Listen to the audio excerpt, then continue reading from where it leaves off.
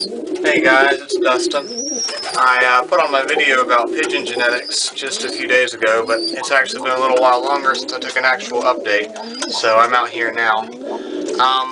Before I talk about what's going on with the birds, there are a few things I've changed in the loft that I want to point out and talk about.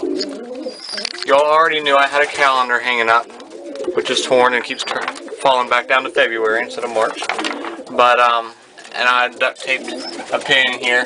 I've got duct tapes. I made like a tube of duct tape, sticky side out, and then put duct tape over that so that the pin slides in and out easy. It's not stuck. Y'all had seen where I've done that. But since then, I've also put nails in the wall to hang up my scraper. This is some tape that was in here just from birds injuring their wings and needing their wings taped shut. And I've got this nail here with the bands hanging on it instead of the bands being in my room. And that doesn't look like much. Pretty simple. Stick a couple of nails in the wall, hang your stuff on it. But it's really not that simple.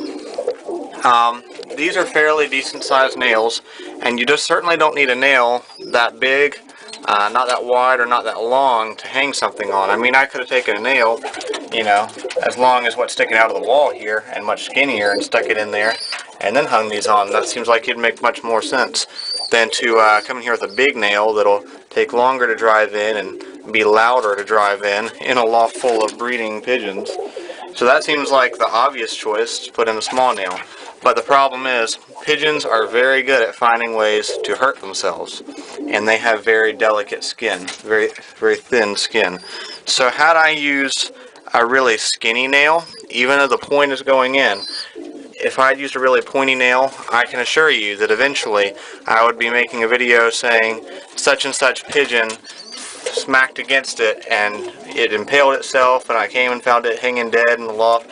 And my friend Rick, if you're one of my subscribers and have watched some of my videos, y'all probably know I've got a friend named Rick who races, and he's actually the president of my club. Well, he had a little, it was just a coat hanger that he used to keep his door shut or something. I don't remember exactly what it was for, but he found a bird hanging dead from it one day that had impaled itself. So you want to use something big and fat. Now, I do run the risk of them trying to perch on it, which I haven't had happen yet.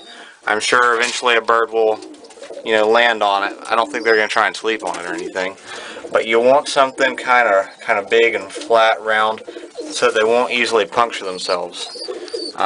You know, even if they whack into that, it's going to hurt them, but we can deal with bruises. Let's not find dead birds bleeding out, hanging on the wall. So now we can move on to some things that are going on in here. There's Coco and Swift snuggling their nest box over there. They're building a nest together. And their babies are not in there. They're actually down here on the floor. Both their babies, because if y'all recall, I kept food in the nest box, and I'm not sure if I made a video when I did it, but after I took that last video update and suggested that you put a water jug in here, or some kind of water. I use milk jugs. I did actually stick one in there, and it's been in there for days. So they're eating and drinking on their own. So it's completely fine for them to be on the ground. And then my other three babies that are hand raising are down here. So these two are from Coco and Swift, and these three I hand raised. Here's Bentley, Charles, and Lacey. Now these two don't have names yet, and I'm still really psyched about this ash red grizzle here. Looks pretty cool. You can see a little bit of dark gray on the edge of its feathers. You can see how it goes from light towards the shaft to darker out at the edge of the feather. Definitely a grizzle, an ash red. Pretty cool. I like it. Actually, when I originally paired that pair together a year ago, it was with the intention of making an ash red grizzle. But now I finally have one. Bentley is probably a hen, and we'll go over why I think that. Bentley's been in here a little while now, and so everyone's kind of gotten used to him. But as soon as I put Bentley in here the first time, Bentley was kind of running around up here, and several of the male pigeons, or cocks, they're called cocks. Some of y'all might be uncomfortable with that word, but that's what they are. Tried to mate with Bentley. Of course, Bentley being a little baby pigeon, didn't know what they were doing and didn't want anything to do with them and just kind of walked away. And so they've since then stopped. I think they can just tell that Bentley's a baby. But when you have cockbirds trying to mate with a young pigeon, that means it's almost definitely a hen. Even though we can't tell what gender they are for sure, unless you want to do blood work or something and get their get their DNA tested or something, which is completely unnecessary. We can't really tell what gender they are until they're a little bit older, and they start acting either like a male or like a female. And even then, late blooming males are often confused for hens. But when you've got cockbirds trying to mate with a little pigeon like that, it's usually a hen.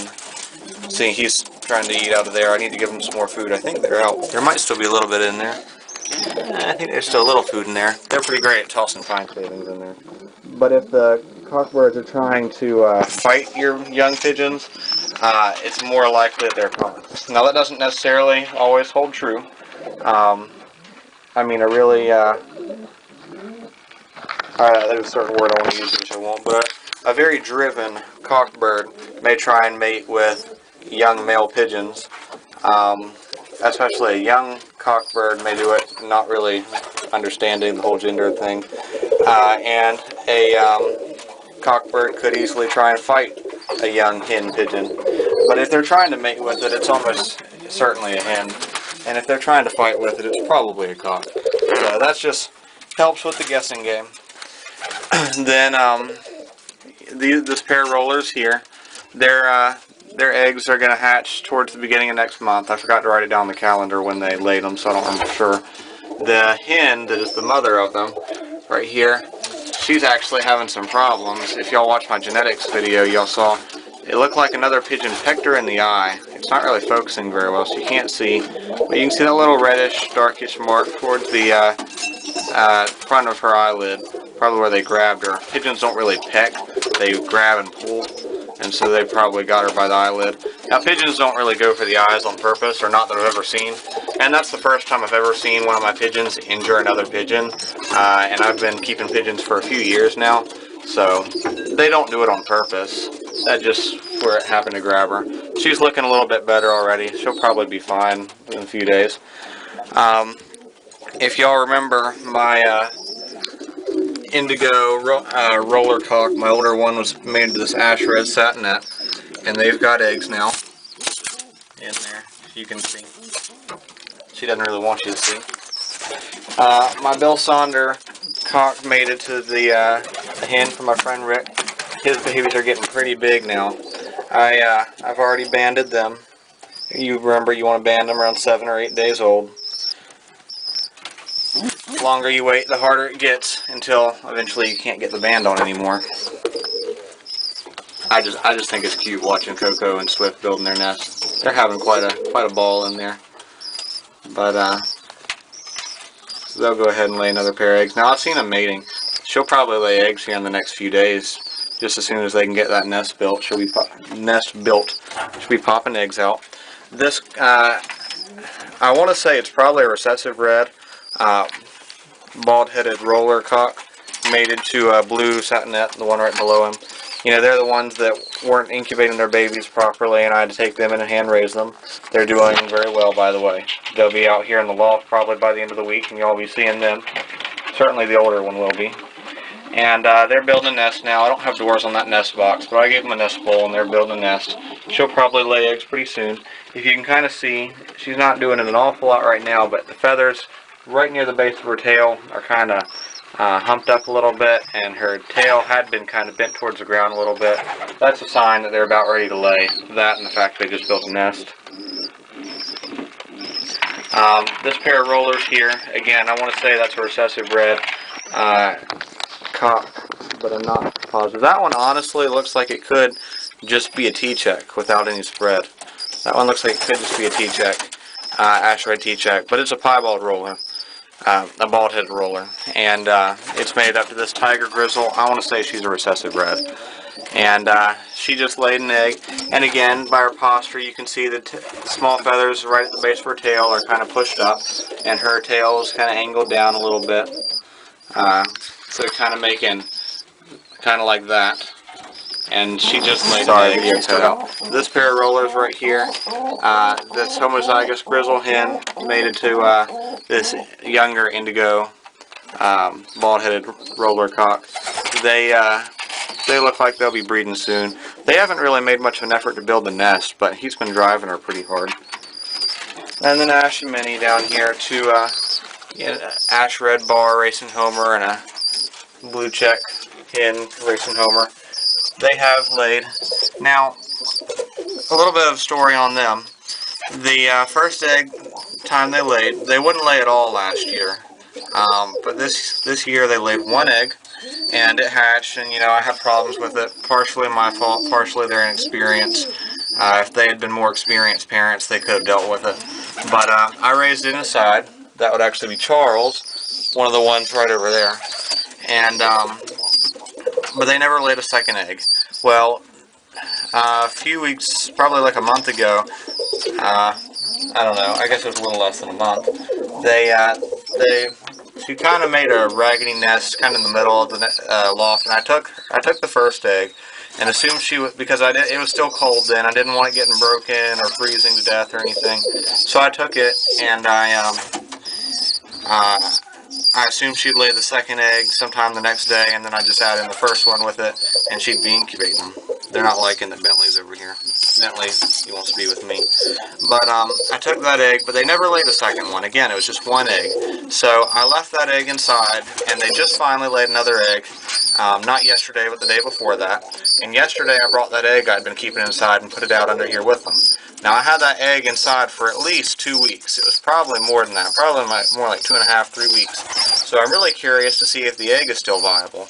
It seems unlikely, but then again it may hatch and do just fine. So kind of a little experiment. I know that you can keep their eggs inside for, a week or so, and then put them back out under the birds and then be alright. But it's been more than twice that long, so we'll see what happens. And then trying to make my way around without stepping on babies. But lots of little birds in here. But then my black spread hen racing homer mated to this blue bar racing homer from my friend Rick. This is the cock. They have just, if you remember, she hurt her wing, and so I've been having to make sure I kept water on the floor. She has her own private water in there. But then I've got this one out here too, mostly because now I've got babies out here on the floor. But they've just been building this huge nest. That nest box is completely covered in pine needles. I mean, it's like hawks or an eagle do in a tree sometimes. So they've just been piling it on for weeks now. And she finally laid an egg. I wonder if it's still just one. You see it right there. And they're incubating it now, so that's good. But now I was still having to give Charles here some water. I've got a mug with water in it and a dropper, and I've been giving him a little bit of extra water, but I think I'm not going to need to do it anymore. So the white birds are down here. They actually seem to have paired up, even though they're only 3-ish months old, something like that. And again, they're not that wild. They're pretty tame. I mean, I can reach over here and pick them up. They don't want to be picked up, but they're not flapping violently and acting like I'm going to try and kill them. So, and you want to handle your birds, keep them tame. As I've said before, the tamer they are, the less stressed out they get when you're handling them, when you're putting them in training baskets, when you're taking them to race. It just makes everything go over smoother. And tamer, nicer pigeons that are more familiar with their owners, or fanciers, whatever you want to call me, they just don't stress out as easy. And less birds that are stressed out often do not race as well as birds that are not stressed out. That one's yawning. Now this isn't one I raised inside, but it's still wanting to see if I'll feed it. And she probably will too. Maybe not. Yeah, this one wants to see if I'll feed it, but I might come out here and feed him a little bit now, just to help him get used to me more. Oh, no, I'm sorry. This is Charles. No wonder. This is the one that is from up there. Ew. Oh, he's all wet. That's what. I forgot. I set him up in the thing up here so he could bathe a little bit. The bottom of him's still soaking wet. I reached my hand under and he looked dry. Kind of weird, but yucky wet pigeons. She's seeming to be able to fly a little bit more. She's up on the second row of nest boxes. But hopefully y'all saw my video on pigeon genetics. And again, some of the stuff I talked about with the patterns wasn't real clear because I don't understand it all completely. I mean, this T-check, plus I think she's a bar. She's grizzled, so it's a little harder to tell, but I think she's a bar. So far, they've only produced checks. I've seen checks and a check bred to a bar produce both checks and bars. I would assume that a T-check bred to a T-check would probably create more T-checks, but not necessarily. Sometimes that just gets a little crazy with the patterns and stuff. But mostly you get checks and bars out. A little more checks than bars, I think, usually.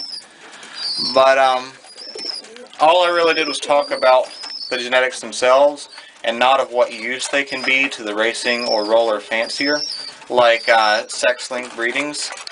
I didn't talk about sex linkage, which if you're familiar with pigeons, you already know what that is. If you don't, you're probably wondering what in the world that means. So good news, I am going to do a video on that. Probably right now, I'll probably turn the camera off and then start my video on sex-linked breeding. It probably won't be very long, 5 or 10 minutes. And then I'll get both videos uploaded onto YouTube. They'll probably go up about the same time. But so make sure to stay tuned for that. It may this update will take priority, so you may not see that sex-linked breeding video for another day or so. But I'll probably do it right now. But I don't think there's anything else I want to show. Look how sweet they are. He's in there preening her while she sits on the nest. Pigeons are very social and very emotional birds.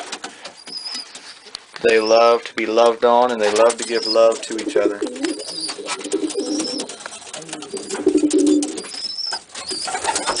They're so cute together. Happy couple. Well, thanks for watching, guys. Be sure to stay tuned for that sex-linked breeding video, and be sure to like and subscribe. Continue to keep up with my updates. But thanks for watching, guys.